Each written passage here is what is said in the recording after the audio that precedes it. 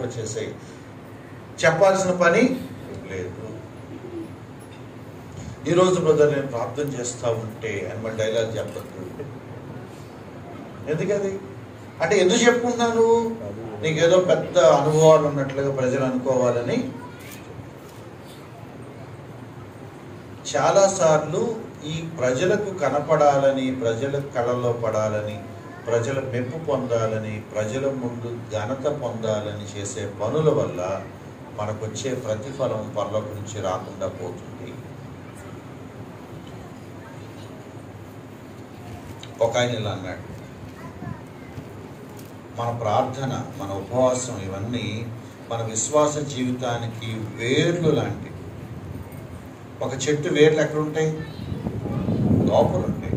ఆ వేరు ఎంత లోపలికి వెళ్ళి బలంగా ఉంటే ఆ చెట్టు అంత బలంగా ఉంటుంది.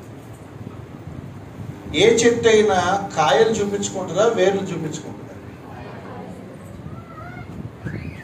నా వేర్లండి స్ట్రాంగ్ అని బట్టి పెట్టుకుంటావా? ఎన్నిసార్లు తీసి పెట్టుకుంటావు? మీరు చెప్పండి. ఒక చెట్టు వేర్లు తీసి చూపించుకొని మళ్ళీ పెట్టుకుంటే ఏమవుద్ది? పోద్ది. నీ లైఫ్లో ఏం ఫలాలు ఉన్నాయో చూపించుకోవాలి కానీ పద్ధతి తీసి నేను బాగా ప్రార్థన చేసుకుంటాను, మళ్ళీ పీకి నేను చదువుకుంటాను, నేను ఇదని పీకుతా ఉంటే ఏమవుద్ది? నీ వ్యక్తిగత దేవునితో నువ్వు చేసుకునే ప్రార్థన గురించి నువ్వు ఎవరికి చెప్పాల్సిన అవసరం లేదు. యేసుక్రీస్తు వారు ఎలా ప్రార్థన చేసుకునేవాళ్ళు? ఏకాంతంగా వెళ్ళిపోయి ఒంటరిగా వెళ్ళి, ఎందుకు ఎవరికి తెలియాల్సిన అవసరం లేదు. రోజు పొద్దున్నే 7 అవగానే మొదలు పెడతాడు రా అని చెప్పాల్సిన అవసరం లేదు. కొంతమంది అదొక కార్యక్రమం, ఇక ఈ మొదలు పెడతాడు ఇప్పుడు చూడు అని. కనపడటానికి కూడా మళ్ళీ వేషధానికి కూడా మళ్ళీ టైమింగ్ ఫాలో అవుతాడు. మనిషి బుద్ధి అంత దారుణమో చూడండి.